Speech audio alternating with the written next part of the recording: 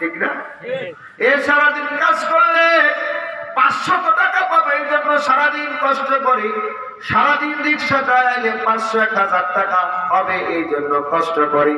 ক্ষেতের ভিতরে কষ্ট করে কাজ করে ধান হবে, আল্লাহু আকবার, চাষ ধান হবে। তার মানে লাভ আছে তাই কাজ করি, লাভ নাই সেজন্য অনেকেই কাজ করে না। নামাজ পড়ে না কেন? নামাজ পড়লে কি লাভ? বাপ দাদারা নামাজ পড়লে তাতে তো তাদের কিছু হয় না, ঠিক না? কিছু লাভ দুনিয়াতে দেখা যায়, আর কিছু লাভ মরণের পরে পাওয়া যায়। মরণের পরে লাভ যদি এখন দেখতে চান পাবেন না, এটা শুধুমাত্র মরণের পরে পাওয়া যাবে। কথা কথা ঠিক ঠিক না? যদি বলা হয় কট করে শীতের রাত, তুই পুকুরের ভিতর 50টা ডুব দিলে তুলে 500 টাকা দেবো, কত লোক লাভ দিয়ে নেমে যাবে? এক পোয়া সরিষার তেল শরীরে মেখি, নাকে মুখে তেল খাই, এবার ডুবাবে 50টা। কেন? এখানে কষ্ট হলেও লাভ আছে, 50 টাকা পাবে, ঠিক কিনা? যদি বলা হয় 5 ওয়াক্ত নামাজ যদি পড়তে পারো তাইলে তোমার 500 টাকা দেবো, দেখবেন এলাকায় একজন নামাজ কাজা করবে না। কথা কথা কেন? তার লাভ যে 5 ওয়াক্ত নামাজ পড়লে আমি 500 টাকা পাচ্ছি।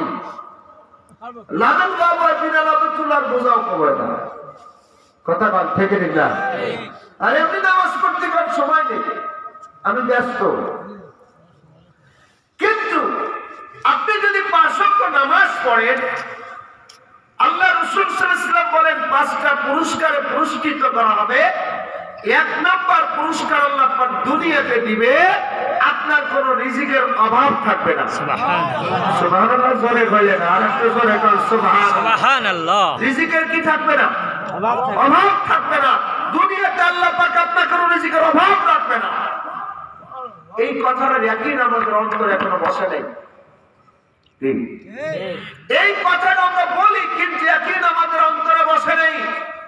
নতুবা জুমার দিন নামাজ বাদ দিয়ে কেউ ক্ষেত খামারে কাজ করতে পারতেন না, ঠিক না? ভাই আমার দোস্ত বাবারা, তাহলে কি পাবে? দুনিয়াতে তো এটা পাবে, আরো 5টা পুরস্কার করার পরে আছে। কিন্তু চূড়ান্ত পর্যায়ে যে বিনা হিসেবে আল্লাহ পাক আপনাকে জান্নাত দিবে। আপনার স্টেজে আসো, বিনা হিসেবে যে আল্লাহ পাক আপনাকে জান্নাত দিবে, সেই জান্নাত কিন্তু আপনার বাড়ির এই 1 কাঠা 2 কাঠা জায়গার উপর না, 2-4 শতক জায়গার উপর না। সেই জান্নাতটা এই দুনিয়ার 10 দুনিয়ার সমান জান্নাত। সুবহানাল্লাহ জোরে বলেন। আর লাবানাতুম মিন ফিজ্জাতিন ওয়া লাবানাতুম মিন যাহাবিন, একটা ইট হবে স্বর্ণের, আর একটা ইট হবে রৌপ্যের। সুবহানাল্লাহ বলবেন না? একটা ইট হবে কি স্বর্ণের, আর একটা ইট হবে কি রৌপ্যের।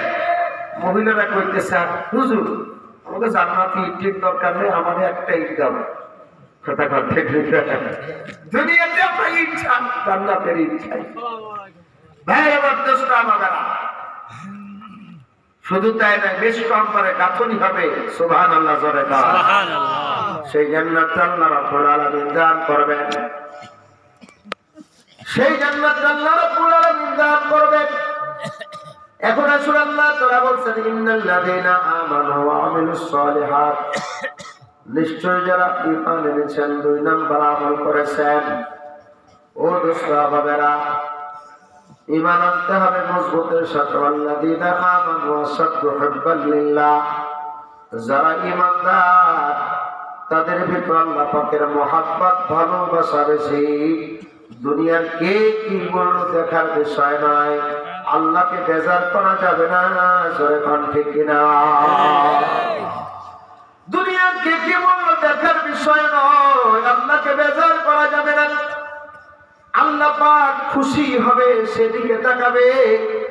দেখেন না, হযরত ইব্রাহিম খলিলুল্লাহ, তার পক্ষে কিন্তু তার বাবাও নাই, তার মাও নাই, মূর্তি ভেঙেছে।